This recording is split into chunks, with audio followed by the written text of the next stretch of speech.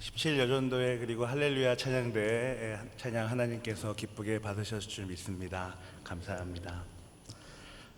오늘 우리가 읽은 본문은 요한복음 3장 16절이죠. 우리가 너무나도 잘 알고 또 외우고 있는 말씀입니다.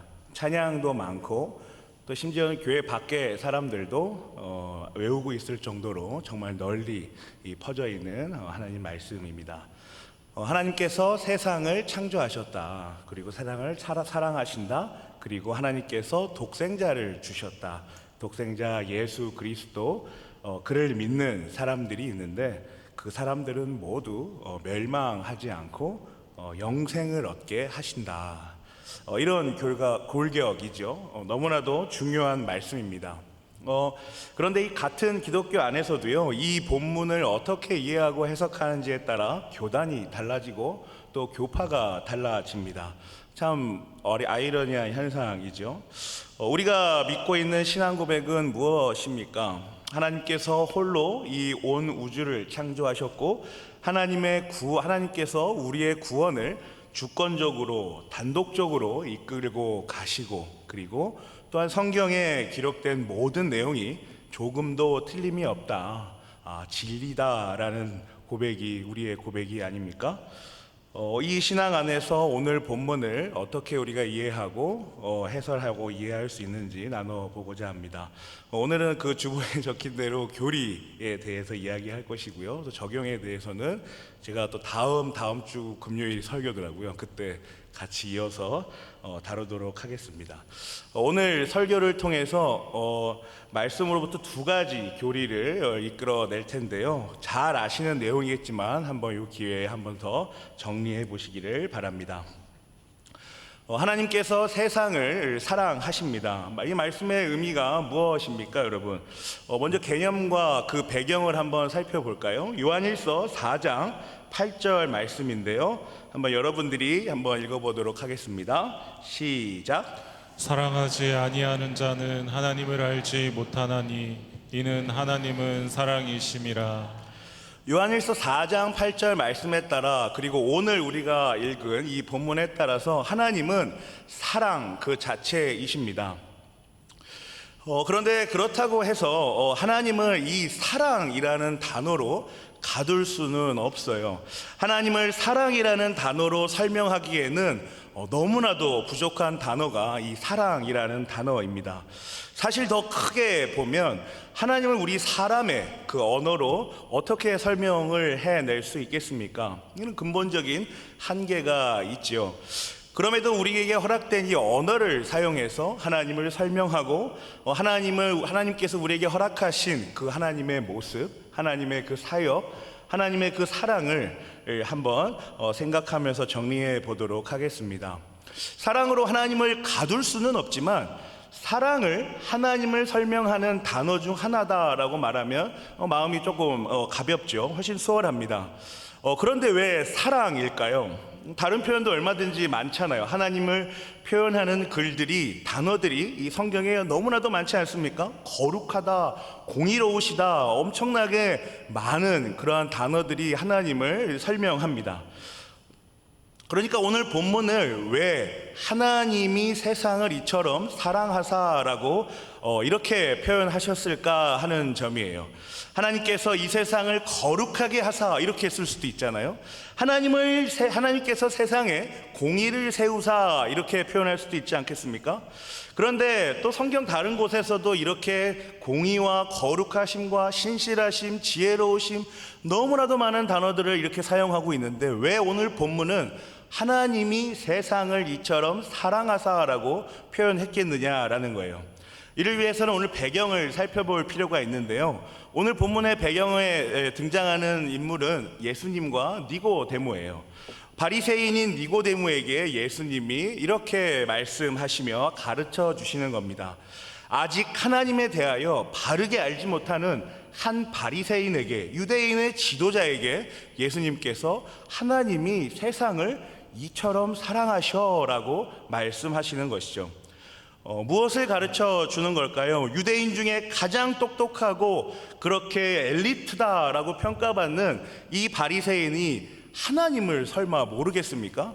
구약 성경을 그야말로 줄줄 외고 있을 텐데 이런 사람에게 하나님이 세상을 이처럼 사랑하신다라고 말하는 게 과연 이러한 바리새인에게 정당한 말이겠습니까?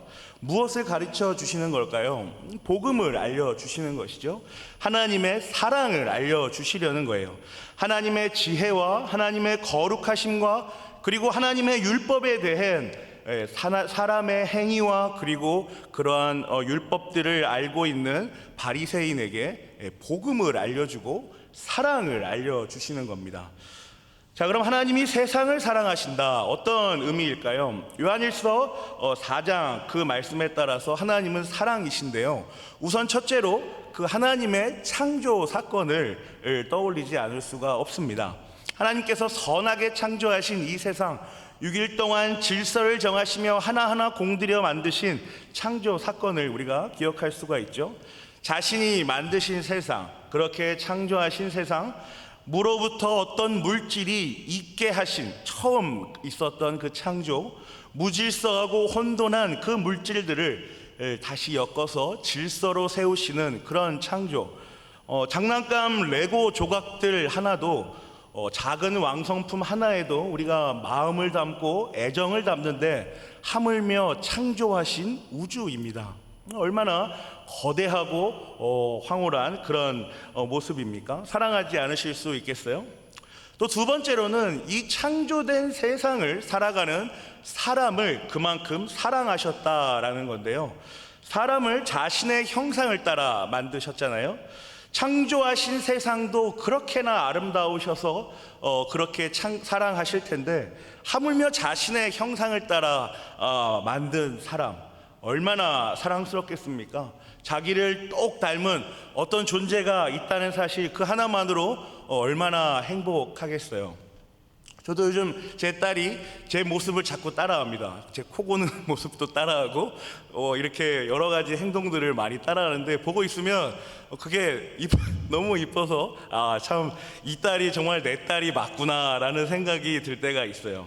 얼마나 하나님이 우리를 보실 때 자신을 닮은 우리의 모습들이 사랑스러우시겠어요? 이렇게 창조하신 세상과 사람이기 때문에 하나님께서 세상과 사람을 향하여 베푸시는 사랑은 어떤 그 특정한 사람만 제한하는 그런 사랑은 아닙니다. 모든 사람, 전 세계에 존재하는 모든 사람들 한 사람도 빠짐없이 이 하나님의 보편적인 사랑 안에 들어간다라는 거예요. 직설적으로 말하면 교회 다니는 사람만 하나님이 사랑하시는 것이 아니라 교회 밖에 교회 다니지 않는 사람들도 하나님이 사랑하신다는 거예요.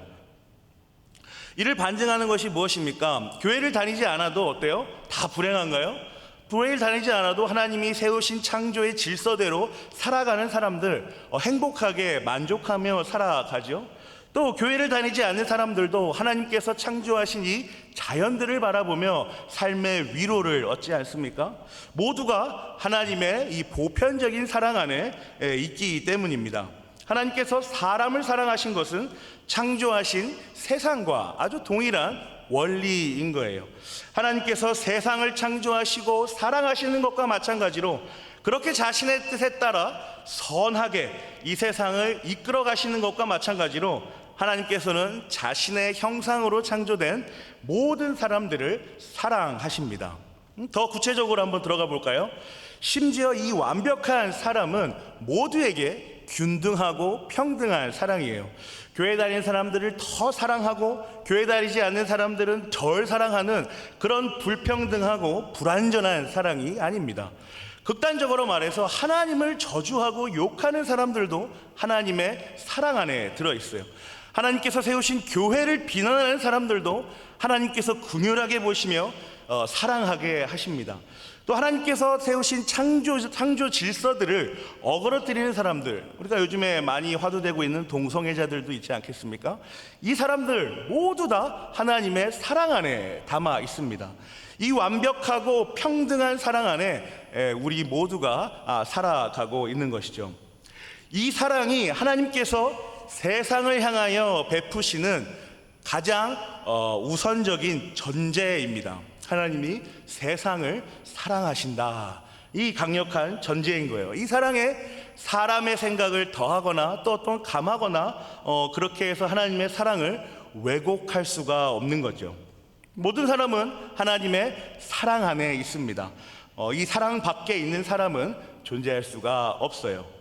이것이 오늘 본문에서 예수님께서 니고데모에게 하신 첫 번째 메시지입니다.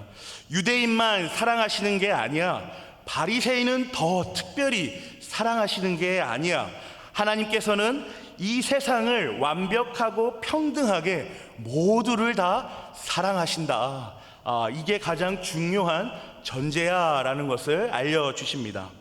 자, 그럼 두 번째로 이 사랑을 세상이 이해하지 못하여자 하나님께서 한 행동을 보이시는데요. 성경에 어떻게 기록되어 있죠? 독생자를 보내사라고 기록되어 있습니다. 직접 내려오시죠. 자신과 동등한 신성을 가졌으나 그러나 구별된 그러한 유일한 아들에게 사람의 옷을 입혀서 세상에 보내십니다. 하나님께서 베푸시는 그 사랑을 정말 그 장구한 시간 동안 세상이 담아내지 못하고 하나님을 오히려 부정하며 그 창조 질서를 깨뜨리며 오히려 더 끝나는 그런 방향으로 열심히 달려가고 있으니 하나님께서 안타까운 마음으로 긍휼한 마음으로 내 아들을 보내야겠다라고 말씀하시며 자신의 가장 사랑하는 그 아들을 보내시는 거죠. 그리고 그 하나님의 사랑과 함께 하나님의 능력을 아들을 통하여 보여주십니다. 배고픔을 해결해 주시고 병든 몸을 회복하여 주시고 그리고 가난하고 궁핍한 영혼들을 위로하십니다. 소외된 사람들, 삶을 감히 감당할 수 없는 사람들, 이런 사람들을 한 사람 한 사람 찾아다니시며 그 삶을 일으켜 주세요. 이 사랑과 사역의 능력의 사역을 모든 사람들 앞에서 행하십니다. 몰래 은밀하게 숨어서 그렇게 하시는 것이 아니라 모든 사람들이 보는 앞에서 그렇게 선포하세요.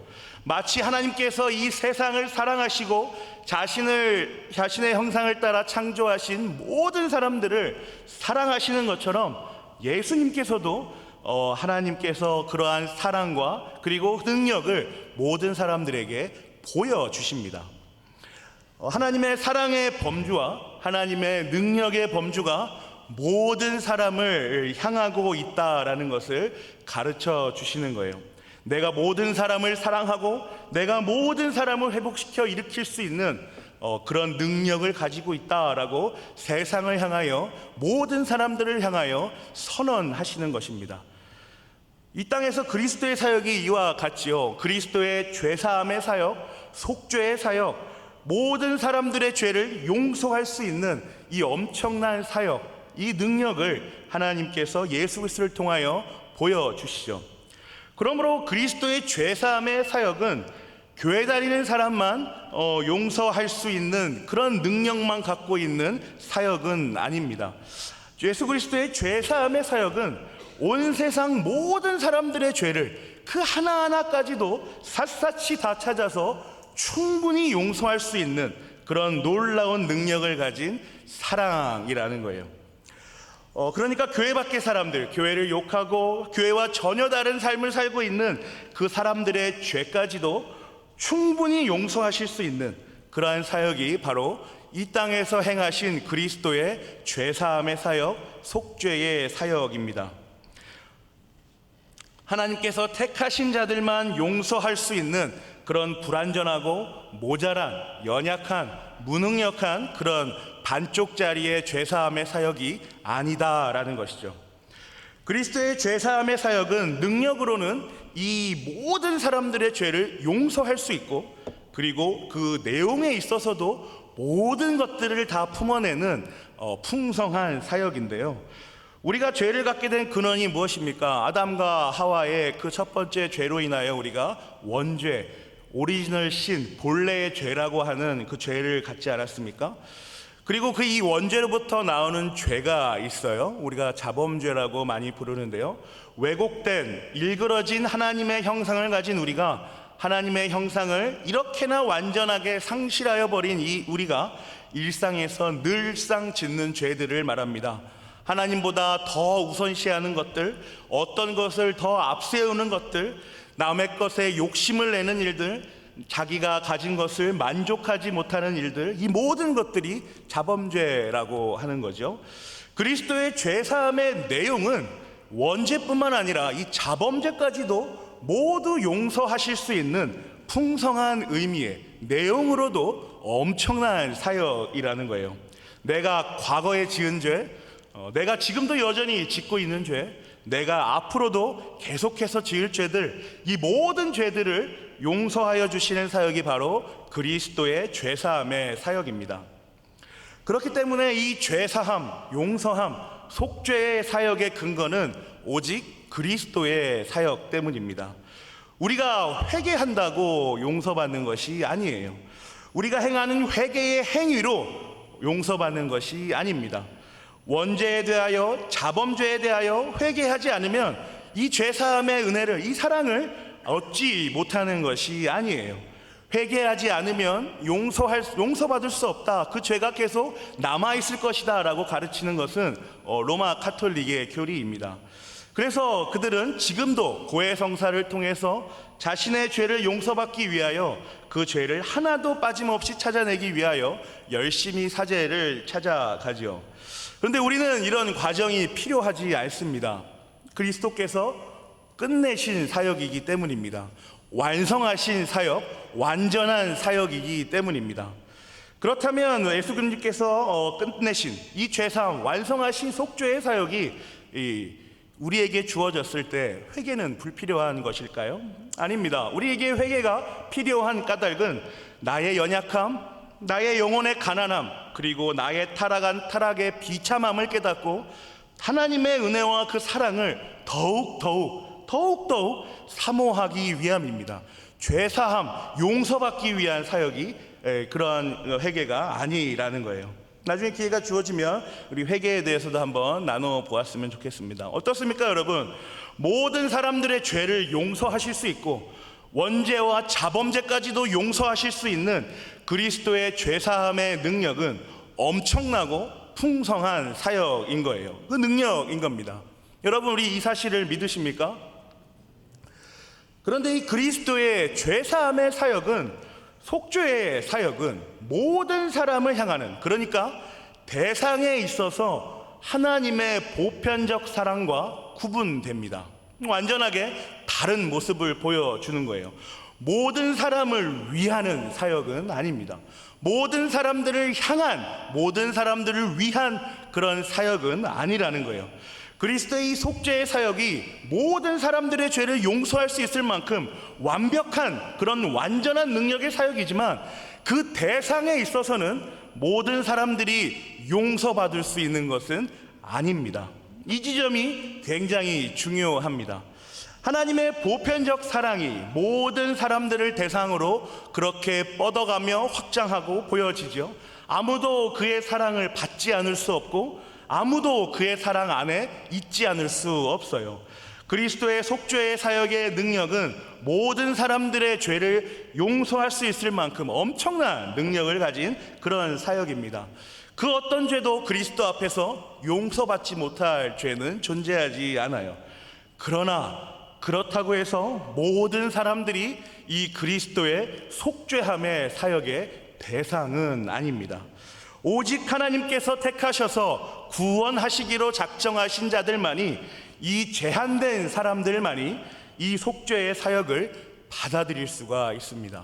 그렇지 않은 사람은 이 사역을 받아들일 수가 없어요. 명백하게 알고 있고 저 사역이 나를 용서할 수 있다, 저 사람이 나를 하나님과의 회복, 그 화평의 관계로 이끌 수 있다라고 알고 있을지는 몰라도 그렇다고 해서 그것이 그렇게 받아들여지지는 않는 것입니다.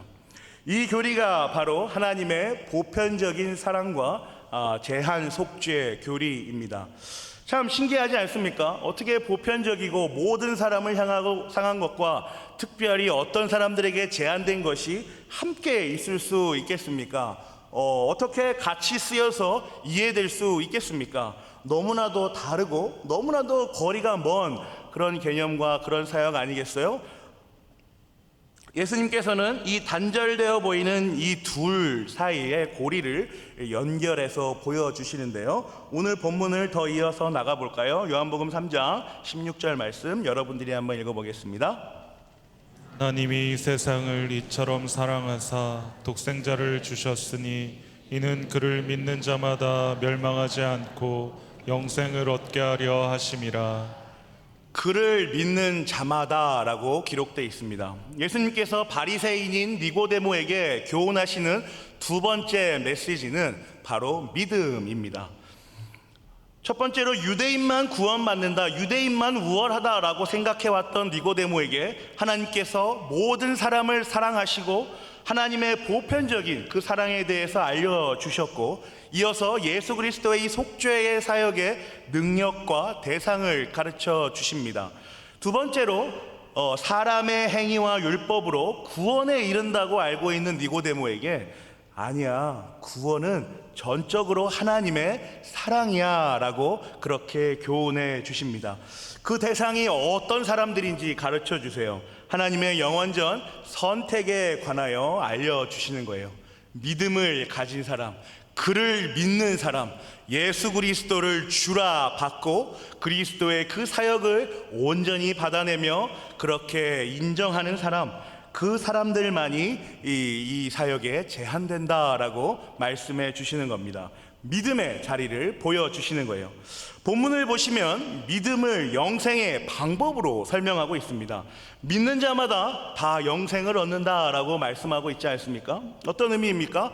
사람이 엄청난 이 믿음을 결단하고 하나님의 사랑을 간구하는 사람들만 영생을 얻는다라는 걸까요? 말씀을 잘 묵상해 보시면 하나님께서 세상을 사랑하시고 이처럼 사랑하십니다. 예수 그리스도를 이 세상에 보내신 것처럼 그렇게나 많이, 그렇게나 풍성하게, 그렇게나 간절하게 사랑하시는 거예요. 이렇게나 엄청나게 거대한 사랑을 세상을 향하여 보내신다라는 겁니다. 그리고 사람은 그가 보이신 그리스도를 믿는 거예요. 무엇이 먼저입니까? 하나님의 사랑이 먼저입니다. 하나님의 사랑이 사람의 믿음보다 우선합니다. 우월해요. 그리고 독보적으로 그렇게 그 사람의 믿음을 만들어 나갑니다. 하나님의 사랑이 그 사람의 믿음을 꼭 안고 있는 거예요. 하나님께서 세상을 사랑하시니까 사람은 믿기 시작합니다. 오늘 본문에 좀 더 충실히 해서 말하면 하나님께서 세상을 사랑하셔서 독생자를 보내시고 사람은 믿기 시작하는 거예요. 하나님께서 세상을 사랑하시고 독생자를 보내주셨기 때문에 사람들이 그리스도를 믿을 수 있게 되었고 영생을 얻을 수 있게 되었습니다. 원인과 결과의 관계가 먼저와 나중의 관계가 너무나도 명확하죠.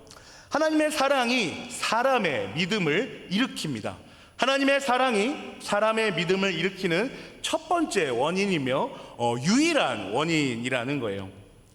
이 말은 믿음의 주체가 사람이 아니라 하나님이시라는 사실을 명백하게 알려줍니다.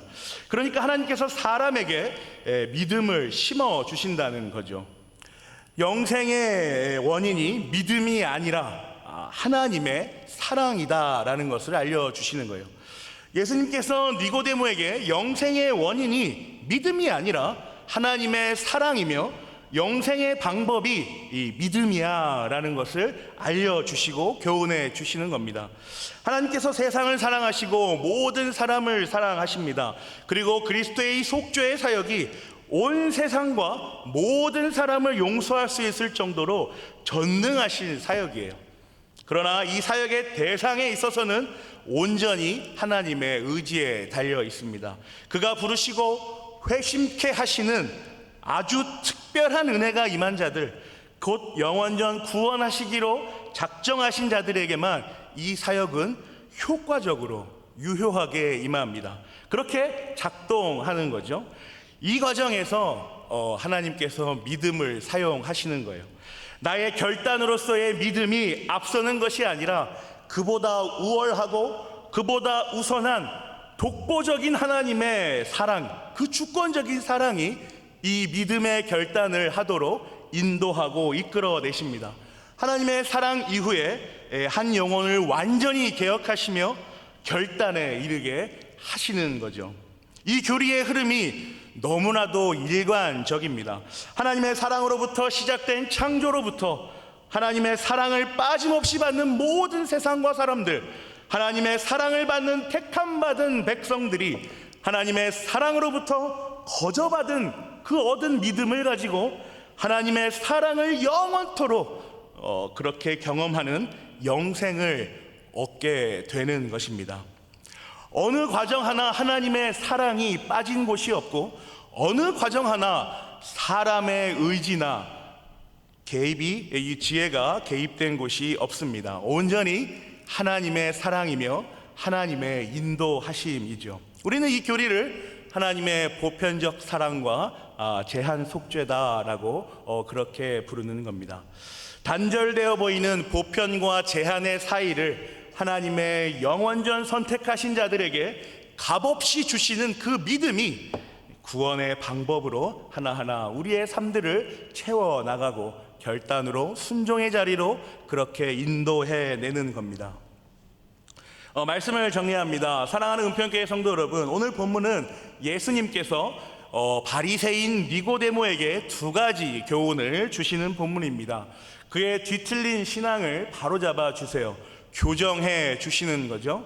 교회에서 이 복잡하고 난해한 교리를 배우는 의미가 있습니까? 교리는 우리의 이 산만한 생각들로 얼룩진 신앙을 바르게 교정해 줍니다. 세상살이 가운데 그 혼돈과 공허로 있는 우리의 신앙을 복음으로, 그 하나님의 사랑으로 가득가득 채워줍니다. 우리의 신앙이 어디로부터 왔으며 또 어디로 가는지 그 방향과 목적에 대해서도 명확하게 알려주죠. 우리의 타락한 본성을 가만히 이렇게 두었다가는 우리의 이 단단하게 만들어진 하나님의 사랑으로부터 세워진 이 신앙의 뼈대를 흔들어 버리고 톤탁하게 만들어 버리기 말기 때문에 교리라는 분명한 틀이 필요합니다. 성경에는 구체적으로 기록되어 있지 않지만 오늘 본문의 상황을 한번 추론해 보면 이래요. 우리의 상상을 통해서 한번 우리 본문의 상황을 추론해 보죠. 참고만 해보시기 바랍니다. 똑똑하고 사람들로부터 인정받던 그 니고데모가 하나님에 대하여 얼마나 많은 공부를 하고 연구를 했겠어요? 또 고민이 있었겠습니까?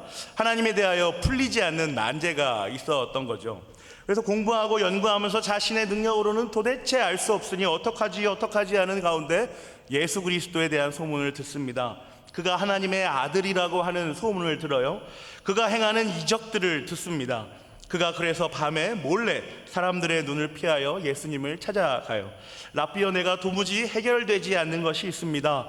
하나님이 함께 하시지 않으면, 너와 하나님이 함께 하시지 않으면 이런 일들, 기적들이 일어날 수가 없는데 이 모든 일들을 어떻게 설명할 수 있겠습니까? 이렇게 물어요. 그러자 예수님께서 어떻게 대답하시죠? 영의 일, 육의 일 다르다. 거듭나야 된다. 여물과 성령으로 다시 태어나지 않으면 하나님 나라를 볼 수가 없다라고 교훈해 주십니다. 그러자 이 니고데모가 이렇게 생각하는 거예요. 이 이적들, 그 배후에 있는 것이 무엇인지, 내가 보지 못하는 그 세상이 있는지 궁금합니다. 보게 해 주십시오. 예수님께서 니고데모에게 내가 보니 너의 신앙이 뒤틀려 있구나 라는 것을 말씀하시며 오늘 두 가지 이 교리를 설명해 주시는 거예요. 니고데모가 궁금한 것들을 들어보니 신앙의 뿌리가 교정이 필요하겠구나 라고 말씀하시는 겁니다. 그래서 첫 번째로 유대인만 구원받는다고 생각해왔던 니고데모에게 하나님께서는 모든 사람을 사랑하신다라는 이 보편적 사랑을 알려주세요. 그 사랑이 예수 그리스도의 제한 속죄의 능력과 대상과 믿음이라는 방법으로 긴밀하게 연결되어 있다라는 것을 알려주십니다. 하나님은 너도 유대인이 아닌 사람도 다 사랑하신다라고 말씀하시는 거예요. 두 번째로 사람의 행위와 율법으로 구원에 이른다고 알고 있는, 우리가 행해야 하지 않겠습니까? 내가 이렇게 율법을, 하나님에 대한 지식이 이렇게나 많은데 라는 니고데모에게, 아니야, 구원은 전적으로 하나님의 사랑으로 이끌어가는 거야 라는 것을 알려주시는 거예요. 그 대상이 하나님의 사랑으로부터 시작된 그 믿음을 얻은 제한된 사람들이라는 것을 가르쳐 주십니다. 그들이 제한적으로 죄사함, 속죄받은 사람이라는 것을 교훈해 주시는 거예요. 그렇게 눈에 보이지 않는 세상, 그 영원전 하나님의 선택의 사건을 예수님은 니고데모에게 하나하나 알려주시는 겁니다. 하나님의 보편적인 사랑과 이 제한 속죄의 교리를 단순하게 풀어서 정리하면 이렇습니다. 구원에 있어서 그 원인은 무엇입니까? 하나님의 사랑입니다. 그 원인으로부터 독생자 예수 그리스도께서 내려오신 거죠. 이 구원의 목적은 하나님의 백성이 영원토록 사는 것, 영생을 얻는 것, 우리가 잘 아는 영화의 상태로 가는 것, 이것이 구원의 목적입니다. 구원의 방법은 무엇입니까? 그리스도를 믿는 믿음입니다. 결론적으로 구원의 대상은 예수 그리스도를 믿는 제한된 사람들이라는 것이죠. 여러분, 우리가 그렇게 믿고 그렇게 고백해왔던 이 신앙 고백을, 여러분 이 사실을 믿으십니까?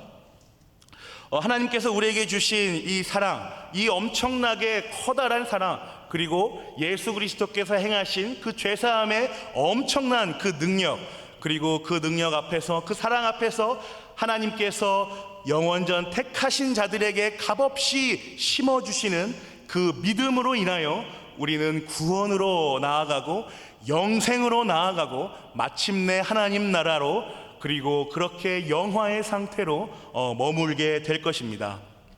저와 여러분이 하나님의 보편적인 사랑과 이 제한 속죄의 교리를 바르게 정리하여서 하나님께서 우리에게 값없이 특별하게 심어주신 그 믿음의 자리를 깊이 묵상하며 구원으로 인도하시는 하나님께 그 감사의 찬양을 올려드릴 수 있는 하나님의 백성이기를 그리스도의 이름으로 기도합니다. 기도하겠습니다. 하나님 감사합니다. 하나님께서 저희들을 너무나도 사랑하여 주셔서 이 넓고 광활한 우주 가운데 모든 이들을 사랑하시고 모든 이들의 죄를 용서하실 수 있는 능력을 갖춘 그리스도를 이 세상에 내려보내셔서 그 피 흘리는 사역 가운데 죄사함, 용서, 속죄의 사역을 허락하심에 감사를 드립니다. 저희가 그 하나님의 사랑과 속죄의 사역 아래에 있습니다.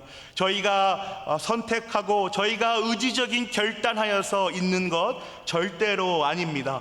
하나님께서 영원전 택하셔서 오늘날 살아가는, 현대를 살아가는 우리들에게 적절한 시기에 우리를 교회로 부르시고 말씀으로 교훈하시며 그렇게 하나님과 찬양과 기도로 교제하게 하심으로, 아, 하나님 나의 유일한 구원자이심을 내가 믿습니다. 그리스도께서 나를 위하여 죽으셨다라는 이 사실 믿습니다. 지금도 내가 성령 하나님께서 인도하신다는 이 사실 믿습니다라는 고백을 하도록 이끌어 주셨습니다. 하나님께서 이 귀한 신앙 고백 가운데 우리의 삶들을 풍성하게 열어주시고 위로하여 주셔서 저희들의 삶 가운데에 하나님의 일하심을, 하나님의 사랑이 언제나 충만하게 임하기를 간절히 기도하오니 주께서 언제나 함께하여 주시옵소서. 예수 그리스도의 이름으로 기도하옵나이다. 아멘.